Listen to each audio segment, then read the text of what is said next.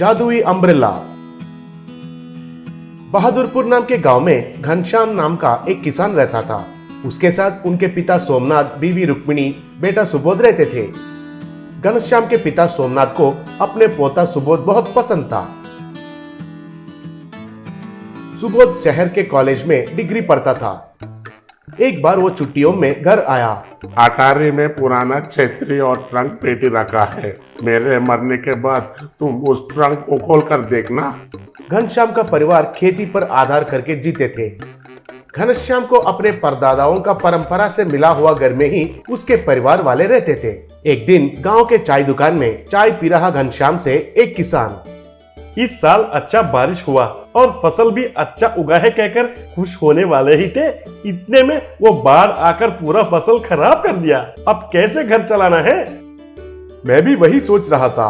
गांव में कुछ लोगों को तो सरकारी मदद मिला है, कुछ लोगों को नहीं मिला। नहीं मिलने वालों से मैं भी एक हूँ। अब कर्ज करने के सिवा और कोई रास्ता नहीं है, कहकर वहां से चला गया। बाद में घनश्याम घर चलाने के लिए कर्ज किया। उसी समय पर घनश्याम के पिता सोमनाथ मर गए थे। असल में ही घनश्याम कर्ज में था।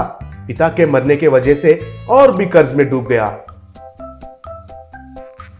सुबोध अपना दादाजी का पूरा कार्यक्रम होने के बाद, पिताजी आप फिक्र मत कीजिए, मैं मेहनत से कमाकर आपका पूरा कर्ज चुका दूंगा। ये बाढ़ तो हर साल ऐसा नहीं आएगा। अगले साल फसल को अच्छा उगाइए, बाढ़ नहीं आएगा और आप खुश रहोगे, देखते रहना। एक दिन सुबोध को अपने दादाजी ने कहा हुआ बात याद आया और घर के अटारी में चढ़ा। ऊपर पुराना छतरी था और जंग लगा हुआ पुराना ट्रंक भी था। पुराना छतरी और ट्रंक को सुबोध ने नीचे उतारा। फिर उसने ट्रंक खोलकर देखा तो उसमें कुछ ताड़पत्र थे और उसके ऊपर कुछ लिखा हुआ था, मगर वो अच्छे से नहीं दिखाई दे रहे थे। फिर सुबोध ने मोमबत्ती को जलाकर उसके ऊपर उन पत्र को लगाकर पढ़ने लगा। वैशाखी के पौर्णमी के दिन लक्ष्मी देवी के अनुग्रह से पैदा हुआ इस वंश का वारिस अगर उस छतरी को पौर्णमी के रात चांद निकलने के बाद खोलेगा तो उसमें से पैसे गिरेंगे। उन पैसों से अपने जरूरतों को पूरा करके गरीबों के मदद के लिए और गांव के अभिवृद्धि के लिए इस्तेमाल करना, कहकर लिखा हुआ था। तब सुबोध ने अपने माँ और पिता से ये सब बात बताया।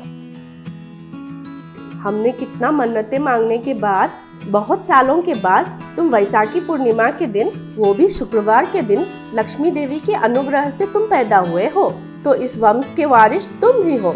इसलिए जो भी अद्भुत होना है वो तुम्हारे हाथों से ही होना है। फिर वैसे ही पौर्णमी का दिन आया। उस रात चंद्रोदय के बाद माँ और पिता के उपस्थिति में सुबोध ने पुराना छतरी को खोला। तब उसमें से बहुत सारे पैसे गिरने लगे।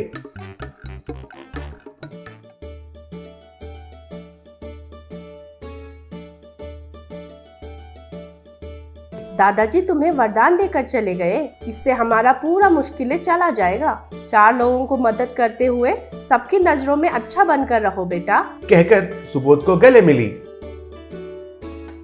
एक दिन एक आदमी सुबोध के पास आकर, बेटा हमारे गांव के बच्चों को पढ़ने के लिए बहुत दूर पैदल चलते हुए दूसरा गांव जाना पड़ रहा है। हमारे गांव में ही कॉलेज होता तो ये मुश्किल कम हो जाएगा। तुमको ही कुछ करना होगा बेटा। जरूर, पौर्णमी का दिन आने दीजिए, मैं आपका मुश्किल का हल जरूर निकालूंगा। फिर पौर्णमी का दिन आया। सुबोध छतरी खोलते ही उसमें से पैसे गिरने लगे।